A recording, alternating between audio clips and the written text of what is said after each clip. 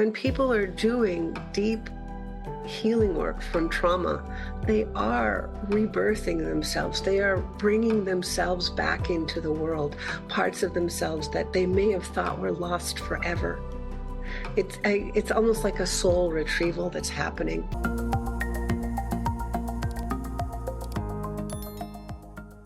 What does embodiment mean to you? Embodiment is about our relationship with ourself and our relationship with the world. And it's about what we understand we have permission to be, what we understand we have permission to feel. And the more respect and kindness we can hold ourselves with, the more respectful and kind we can be in the world that we're in. A culture that, by its economic nature, is a force of disconnection. So many people are just hustling to survive. And Janina Fisher would call it dealing and not feeling. Even among professionals, even among therapists that I come into trainings with, I find that there's a tendency to say, oh, I'm not here to deal with my feelings. I'm here to learn about how to deal with somebody else. And the truth that I find over and over again is the more I can deal with myself, the more I can meet what presents in the people that I work with. And if there's something that I have not met in myself, it's going to be very, very hard to come up against that expression in another person. You know, we have this thing of success or fail and got to do it right and got to be the expert. And there's a power dynamic that I'm not really comfortable with in the therapeutic world. That's very disempowering for the person who's trying to heal. But more and more, people are coming to understand how important it is for the person who's healing to have that power and agency for meeting themselves. And so it's not about us fixing them. It's about us co-creating a space together where they can feel empowered to meet themselves and meet the parts of themselves that they're most afraid of. And as a professional, as the practitioner, if there are parts of us that we have not become comfortable with, we're not going to be able to co-create that space with them. That's the thing, is finding all those little bits that we're embarrassed about, or we're self-conscious about, or that we think, oh, I should have taken care of this, and I'm really good at helping other people to take care of it, but I haven't found the right person to take care of it with me. And those kinds of thoughts hold us back from being able to really fully do the work and be as fully empowered ourselves. I guide a lot of experiential exploration, and sometimes people have very big positive experiences or openings from it. And then I invariably get the person who says, well, how do I get my person to do that? How do I make my client put their heart on their hand? And that's not what it's about. It's about exploring and understanding what your experience is and being able to hold space for a person to explore what their experience is. And their experience might be, I can't put my hand on my heart. Their experience might be, I hate that person. Why on earth would I want to put my hand on my heart? And I know there can be a moment where we kind of freeze and go, oh no, what do I do with that? And I remember the first times I met those utterly despondent, despairing parts in the people that I was working with. And I did have that kind of freeze response where I thought, oh, I'm going to fail. I'm over my head. I'm supposed to be an expert. I'm supposed to have all the answers. And over time, what I've really learned is, first, if I find myself holding my breath, I'll actually say that. I'll say, wow, I find myself holding my breath when you say that. Wow. And my stance always is to give myself permission to be comfortable with not knowing. give myself permission to be just fine with not having the answer, but holding curiosity.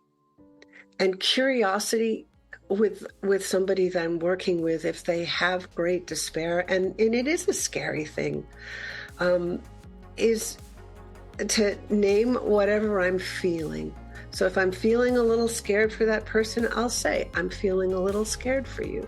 This is a part of me that I'm going to just acknowledge and then let them step back so that we can be together and be curious about this. And how much am I able to move toward that huge feeling that I might be afraid of in myself? What I find is that the more openly I can move towards whatever, with acceptance, whatever the person is feeling, the less resistance they're going to feel from me, the much safer they're going to feel with me, the much more open presence and witnessing happens in a way that actually allows some ease and some breathing to begin, allows a person to feel met with respect and safety. If I'm so afraid of what this person is feeling that I can't be fully present and parts of me want to shut it down and say it's dangerous, it's never going to be safe for those parts to come out and work with me. And for me, this is starting to sound a lot like what you describe as your definition of attunement, Leisha. Attunement being your words, the envelope that makes exploration with safety, trust, curiosity, openness, spontaneity, compassion, play, Right. humor, imagination, and connection possible. And this is what you seem to be describing right now, where when you create that attunement with someone else, what arises in their body is what their body is ready to work with today. And it's not going to be a script that everyone is going to follow. Everybody's going to be different, but your job as the practitioner is just to attune, and then the rest kind of just is an exploration. Is that what I'm gathering from you? Yeah, right. It's about meeting and coming into sync. And yeah, absolutely.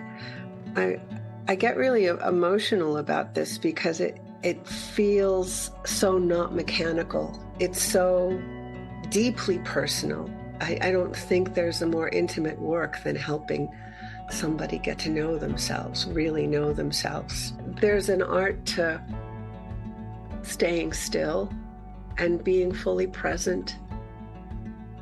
There's an art to holding feelings in yourself that somehow energetically meet the person that you're with. It's about staying present. It's about not running away and helping the person to feel confident in staying and not running away too. I think that is one of the main differences between just finding a friend to talk to or vent with and actually having a guide who knows how to be skilled in working with your nervous system. Yeah. And it is in part about understanding your nervous system, how your nervous system responds, because when we take in things that are in our environment, we're constantly responding on a subconscious level to what's around us and what's inside us. And so to bring that into our awareness and know with more clarity, I'm responding to this light back here behind me, even though it's in the screen. Somehow that's something that nourishes me. I'm responding to that. I'm responding to a confused look on somebody's face and able to meet and hold that. I get to be present, and I get to help the person that I'm with be fully present in a different way. And that's the beginning. Just being present like that is the beginning of having a relationship with yourself, with awareness versus judgment. I front load embodied awareness. That's the thing. That's embodied awareness is not about words. It's about being able to be aware of and track sensations in our own bodies and what resonates with the people around us that we're working with. Especially in a psychedelic space, it's very important to be able to have an embodied wordless attunement with a person who may be journeying without much ability to have words, but still needs to feel your presence, holding and containing their experience with as much safety as possible.